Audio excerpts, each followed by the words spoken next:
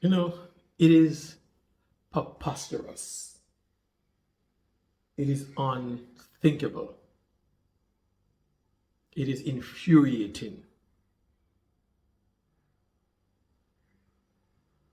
Something is fundamentally wrong with us, right? Something is wrong with us as Black people.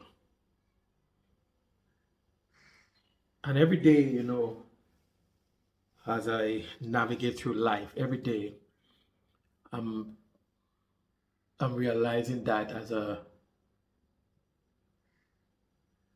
fact.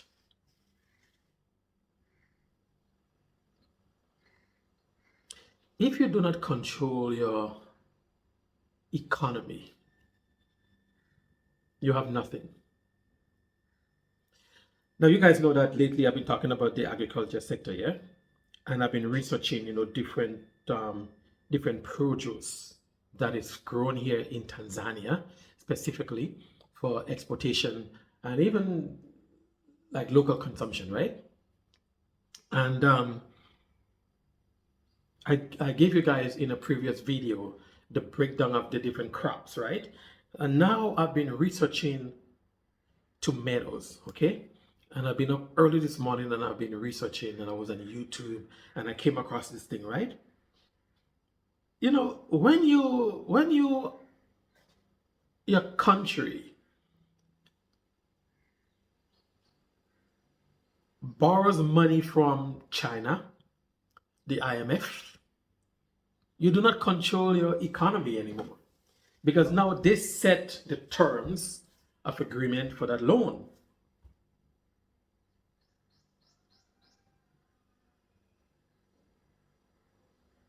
How does a country like China, based upon my research just last night, right? So this video, how does a country like China, where tomatoes is not widely consumed, be a dominant player in the industry? I'll tell you why. China, you see, when China does things, right? And this is why China is a force to be reckoned with. And no kind of propaganda, no kind of, what they tell us about China um, will work. Because the Chinese does not do anything. The Chinese don't do anything by chance. The Chinese sit down and institutionally, the Chinese sit down and they strategically look at industries. They study that industry for years before they jump in. This is what the Chinese did with the tomato industry. The Chinese army set up a group to study the tomato industry for years and how they can dominate the industry. Although tomatoes is a produce that is not widely consumed in China, but they realize the importance of the industry. They realize how big that industry was, and they realized that we had want to be a dominant player in that industry. We want to control this industry. So what did the Chinese do? They get Chinese soldiers led by a man named General Li Lu Li. Remember that name, General Lu Li. He was in charge of that special group that the army set up to study the industry. And now he's a major player. He's no longer in the army, but he's a major player. He's a millionaire on the verge of becoming a billionaire just by tomatoes. This man is in Ghana, right? Dominating the tomato industry in Ghana, decimated the local Ghanaian farmer, decimated the Ghanaian tomatoes industry. He's in charge. He controls the industry. Why do we let things like this happen?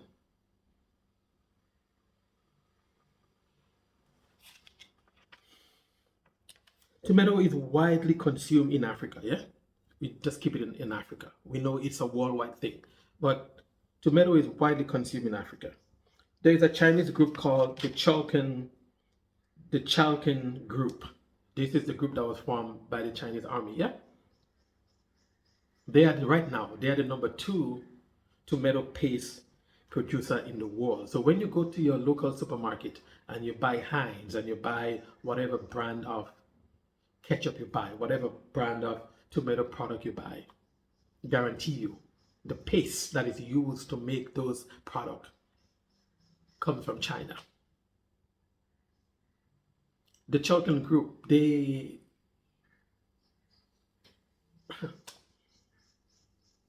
product is in every corner of this world. They sell the tomato paste to New Zealand, to Australia, to Canada, to America, to Spain, just name it.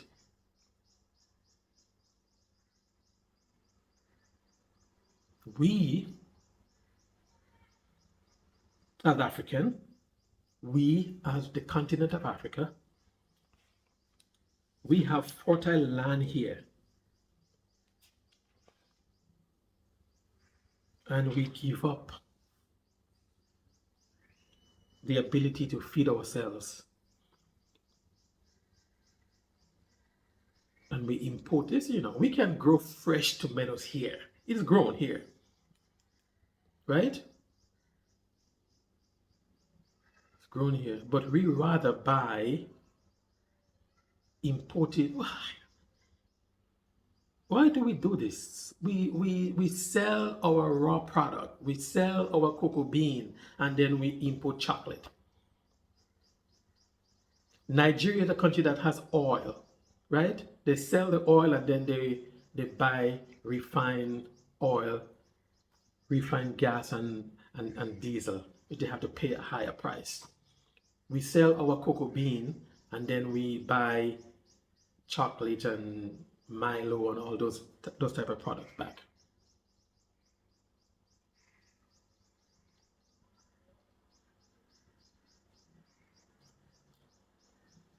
Tomato is widely consumed in Ghana, Nigeria, West African countries, even here in like Tanzania, yeah? Tomato is a thing that is widely consumed. It's in high demand, yeah? Right? The tomato industry in Ghana is no more because the Chinese come in and they destroy the local farmers, like I was saying before, right? The soil in Ghana is rich. In Africa is rich. It's good for growing crops, any type of crop. Yet Ghana tomato face hardship. Farmers are leaving the country. Farmers are leaving Africa. Like I said before, even here in Tanzania, you have like students, coming from school with agriculture degree, and they're going to work in Israel in the desert. Ghana has factories that was producing tomato paste. But because of lack of government subsidies, because of poor, and this is why we need in Africa, we need to have good electrical grid, right? Good electrical power for doing business, right? That was one of the factors in why the industry in Ghana took a big hit, right? Farmers not having access to capital whereby they can get the right variety of tomatoes to farm, to grow.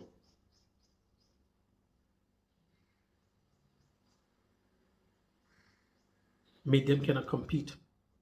So when you have companies like China where they are being backed by the government, and you have companies in Italy that is being heavily subsidized by the government, they can grow, they can cultivate, they can harvest, they can manufacture, and then at a cheaper cost, and shipped to Africa at a cheaper cost. And listen to this, we rather buy foods in a can that is that has that's packed with preservatives. We rather buy that because man, we are adapting the North American and like European way that we want to do it quick. Everything is quick, microwave mentality.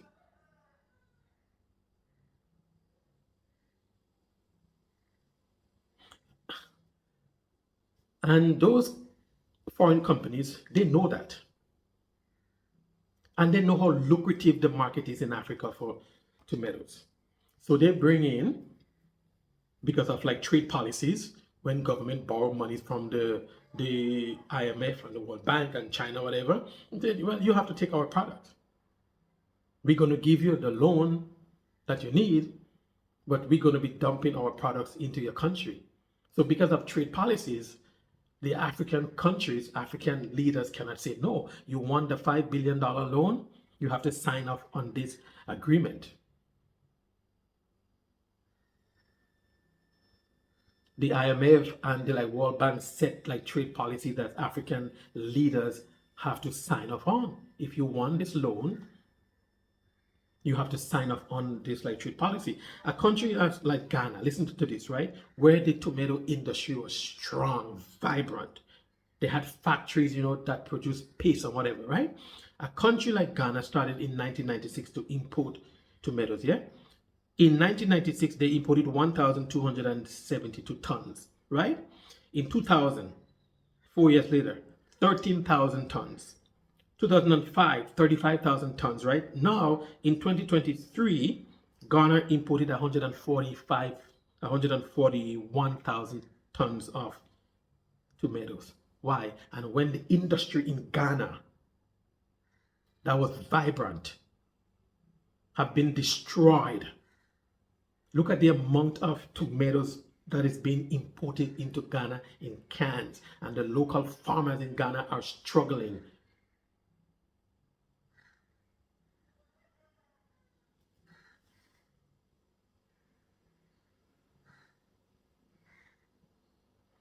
Africa import huge shipment of tomatoes from tomato paste from China, from France, from Italy, from America, from Spain.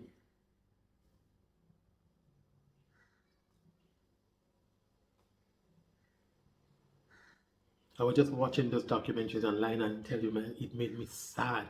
It made me almost want to cry because we keep doing this nonsense over and over again. We have the ability to sustain ourselves, but when we give it up,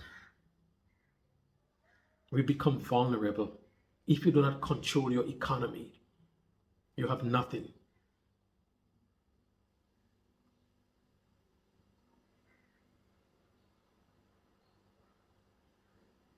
If you do not control your economy, you have nothing. So it is time that we, as a people, wake up. It is time that we, as a people, realize. And this is why, I'm advocating for the agriculture sector here in Africa. Because the local farmers, man, my hat's off to them. The local farmers are trying with the one plot of land that they have, the 1 acre they have, the 1 acre they have. They are trying. But the thing is, what I've learned, the local farmers cannot, their farm is not registered as a business. So they cannot go to the bank to get a loan, because if they go to the bank to get a loan, it's going to be, they have to get a business loan. And the bank will look at it and say, okay, your farm is not registered as a business. And the hurdles that the local farmers have to go through just to get a loan, they don't have any structure in place. Governments, don't have any structure in place whereby they can subsidize local farmers as they are doing in Italy and France. And in China now, the military is behind the industry in China. This man, General Yi, And if there's any subscribers from Ghana, you can confirm in the comment section. Has gone to Ghana, built big factory there, making tomato paste in Ghana, making millions of dollars in Ghana. And the Ghanaian government left the Ghana tomato industry to be destroyed. And then you have foreigners coming in, Chinese, setting up major factories.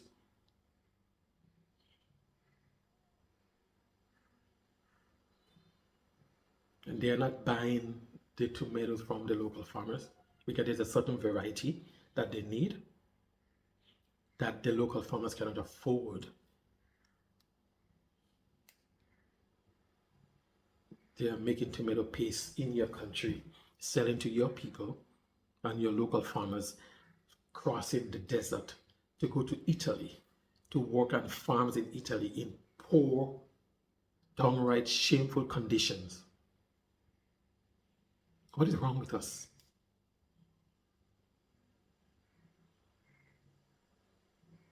And you see the Ghanaians and the Nigerians buying cans of processed tomatoes from China, from Italy,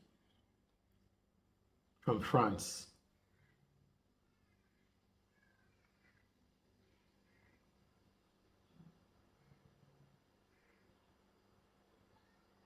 And in a way too, when I talk about farming here and I talk about export, the bigger market is out there. So, but if you come in here and you want to set up a farm to like do tomatoes or onions, garlic, whatever, the lucrative market is outside of Africa. It's a fact. But if you come with your investment, whereby you may have better capital, you may have access to like better capital. Like I said, you can hire the right people who know about agriculture on the university level to oversee your farm. You can hire local farmers who are in the industry, like I said, but they might be laborers in the industry. You can hire them because they have knowledge. You can acquire the right seedlings. You have the finances whereby you can do the agriculture on a scale that is supposed to be done, having the right machinery and all of that. So if you put your money into farming like that, you have to look out for the most lucrative market.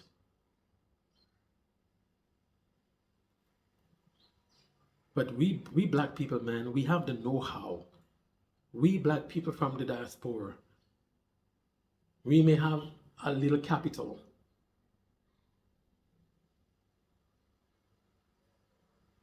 We have to contribute. We have to contribute to the development of Africa.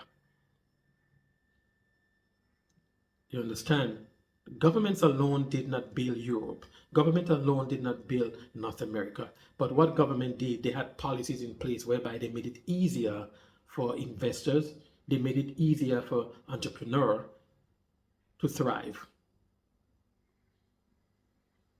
So governments in Africa have to realize that those of us who are from the diaspora, who are coming to Africa with our little investment and we're looking to invest, they must have structures in place. They should have structures in place for us to make it easier for us to do business here in Africa. It's not easy to do business in Tanzania, my friends. It's not easy. You have to go through so much bureaucracy. And sometimes it is frustrating. Sometimes it is time consuming. And this is why, I always praise my best Tanzanian friend, because he knew how to navigate the system, because he went to school and he did, tax thing. That's the degree that he had. So he knew how to navigate the tax system and how to help me get, licenses and tax documents and all those kind of stuff, right? We be walking the streets of Dar es Salaam days upon days, going to different offices. You go to this office and then they said, okay, you get this document here. Then you have to go to another office across town. And then you have to go to the tax office all the way over there. And I'm saying, why can't everything be, centralized? when you want to set up a business. In Canada right now, you want to register a business, you go online, boom, in 20 minutes you register your business, you have your tax number, everything, and you're ready to do business. Just like that. Like 20 minutes, 5 minutes, it can be done. But they make it so difficult to do business here. You have to be willing and able, and you have to be able to like stomach the bureaucracy. And a lot of us don't have patience for that.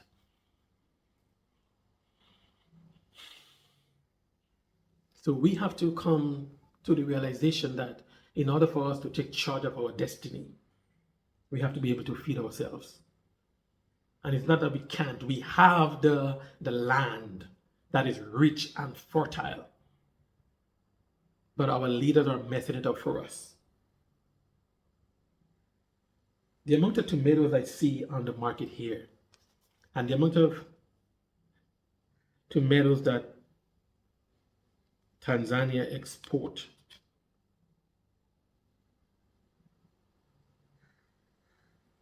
but yet still, a lot of farmers cannot afford the variety of tomatoes that is needed on the international market. So this is where you have a chance. If you come here, you research and you know the variety that is needed on the international market.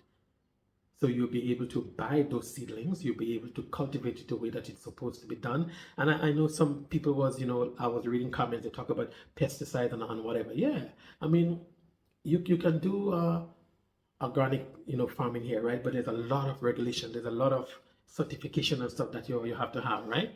But if you want to do farming for the international market, which is why I say it is the most lucrative market, you have to use pesticides, because governments will not allow you to import certain things into their country, to export certain things to their country, if you do not meet regulations. And unfortunately, using pesticides is one of those certifications that you have to have, and you have to show. Because if you do not show, if you're not able to show it here on the port of Tanzania, your container of avocados, your container of tomatoes, your container of whatever cannot leave this port, because when it gets to your destination port, it's not going to be received. So those countries don't want, like produce coming into their country that has pests that can decimate, the ecosystem of their country. They don't want that. I mean, if you're doing stuff for local consumption, you could get away with that. If you're doing stuff for your own personal use, you can get away with that. But when you're talking about farming on the scale of a business, you have to meet certain regulations. I still believe, based upon my research, that all the produce I talk about, it's very lucrative. Tomato, onions, garlic. You guys know, everybody, my son, it doesn't matter what he's eating, has to have ketchup. We can go to the finest restaurants and have the nice steak. He's asking for like ketchup and cheese, but we're not talking about cheese, we're talking about ketchup. It doesn't matter. My son can consume a 4-liter bottle of Heinz tomato ketchup in 1 week. I'm serious, guys. Everything he eats. I'm not joking, Tomatoes, ketchup. I'll be like, huh? We just bought, a 4-liter bottle of Heinz. It's gone. So every corner of the globe consumes tomato except China. China is not a huge consumer of ketchup and tomato products, but yet still China is number 2 in the production of tomato paste. They sell all over the world. In Africa, we allow them to come in and take over. We allow them to come in and decimate and destroy the industry here, just because the local farmers cannot afford the variety of tomato that is needed. And We get addicted to the preservatives and whatever they pack in a can of tomato paste and sell it back to us. We have to wake up, and we have to realize that we have to take our destiny in our hands, and we have to be able to manufacture our own products here. We can do it, and it is up to us to come back home and help. It is up to us to come home and contribute, and government has to make it easier for us, like I said, to come home and contribute. This is the African Jumbie. Thank you for watching this video. Give the video a like, give the video, leave a comment. Subscribe to my YouTube channel. If it's your first time here, welcome. Subscribe to my YouTube channel. My returning subscribers, thank you for continuing to stray with me, and let us stray together. Let us build together, and let us explore more of the agriculture industry. If you are interested in the agriculture industry, I gave you guys, the type of products that is grown here in Tanzania, mainly for exportation all over Africa. Pineapple is being exported, all the stuff is being, watermelon, all this stuff is being exported. Avocado, the industry here in like Tanzania is developing the avocado industry. China buys avocados from Tanzania. India buys avocados from like Tanzania. But like I said, you have to know the variety of avocados, because there are different varieties. You have to know the variety of pineapple. You have to know the variety of watermelon. You guys know when you go to the supermarket back home and you buy like watermelon, you hardly see seeds in the watermelon. Yeah, when you buy watermelon here, there are seeds. You understand? So you have to know the hybrid type that North American likes.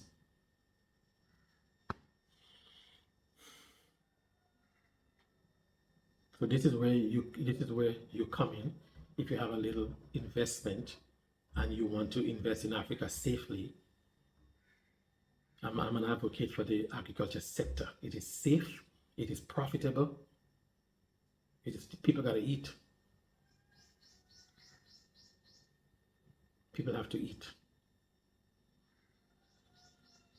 So continue sharing with me as I bring you more of this type of content. Peace and love.